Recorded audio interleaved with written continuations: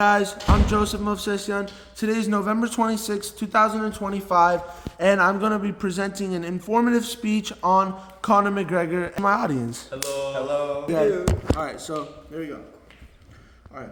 There is a man who ruled the combat sports scene. He was a superstar, loved by many, and is the lone reason why the UFC became so popular in the modern day. Fast forward 10 years, and the only things you hear about him in the media are negative, whether it's legal trouble or the many other things he's gotten himself into. The sad reality is that it seems like he just can't fix himself. The trajectory he is on is not looking too good. This is the insane rise and fall of the notorious Conor McGregor. I looked into many different sources from his early life, his prime, and his downfall in recent years. I'm going to use evidence to back up my research that I have found. I'm sure that most of us have heard the story similar to the one that I'm going to explain in today's informative speech. You might be able to relate it to someone like another celebrity or even someone you know personally perhaps.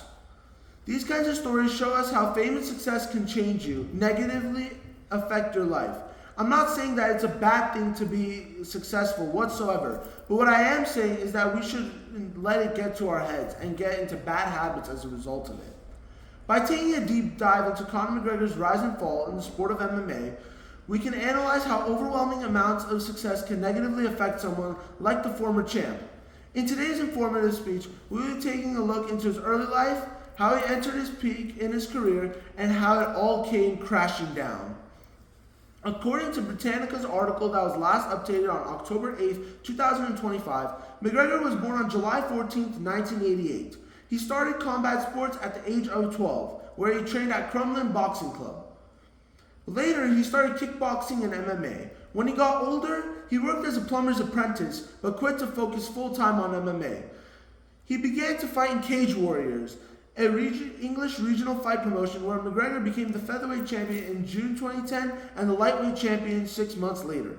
He joined the UFC in February of 2013 and became a huge star. Most importantly, Dana White, the head of the UFC, loved having him. He was a star, bringing in the money and a huge draw. Eventually, after rising through the rankings, he got booked to fight with featherweight champion at the time Jose Aldo at UFC 189, who is still to this day considered one of the greatest fighters of all time.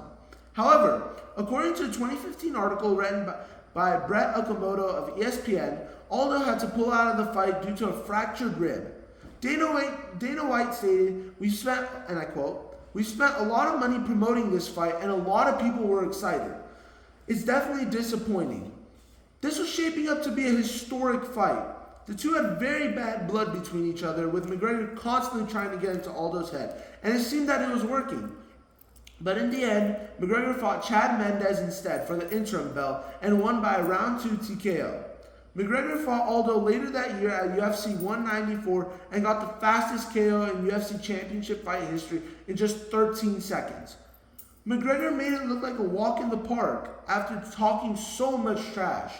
This was the moment when McGregor became a global superstar. According to Marcia Breen of NBC, there was an estimated 1.2 million pay-per-view buys. McGregor went on to fight Nate Diaz twice at welterweight. The two had really bad blood between each other. Diaz pulled off the upset in the first fight by submission, but McGregor got his revenge in the second. He got an immediate chance at the lightweight champion, who at the time was Eddie Alvarez, who was coming off a win against Rafael dos Anjos.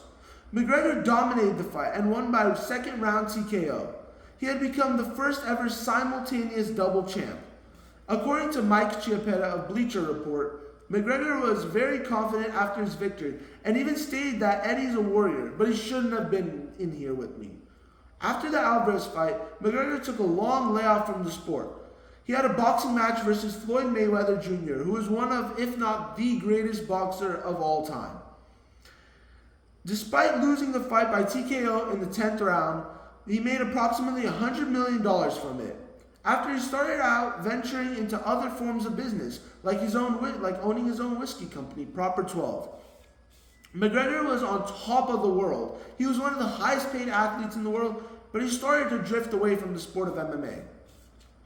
Due to McGregor's inactivity, he was forced to vacate his belts, and Khabib Nurmagomedov became the champion at lightweight.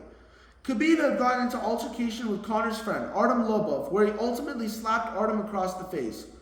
According to George Willis of the New York Post, McGregor and Nurmagomedov, both 30, must settle their blood feud that went to a new level when McGregor attacked a bus in which Nurmagomedov was a passenger following a media event at Barclays Center. "You're a coward for staying on that bus," said McGregor, who ultimately got a slap on the wrist from the authorities for hurling a dolly at the bus. Several other fighters on that bus got injured in the process. McGregor's punishment for his actions, according to AJ Perez of USA Today, said that McGregor will be required to perform 5 days of community service and undergo up to 3 days of anger management. The bad blood between Conor and Khabib was intense, and they were scheduled to fight at UFC 229. Conor got mauled by Khabib and was submitted in the 4th round. After that, Conor had 3 more fights and went 1-2 in them. Since the Khabib loss, he got multiple assault charges, lawsuits, and rape allegations against him. Currently, he is suspended from the UFC for not showing up for doping tests. The guy just has been on a downward spiral ever since. He began a campaign to run for president of Ireland, but ultimately dropped out of the race. He wants to return to the UFC and fight at the White House next year, but nobody knows what can happen between now and then. In today's speech, I went over how success can make or break you. I used Conor McGregor as an example by going through his early life, his peak, and his downfall. By providing evidence from multiple scholarly sources, I proved that there can be negative effects that can occur to people as a result of money and success, like with what happened to the former champion. The moral of the story is, don't let anger and success consume you, as there are major consequences, as you can see with the story of Conor McGregor, a man who once had it all and is now at rock bottom. Thank you, guys. Appreciate it. Thank you.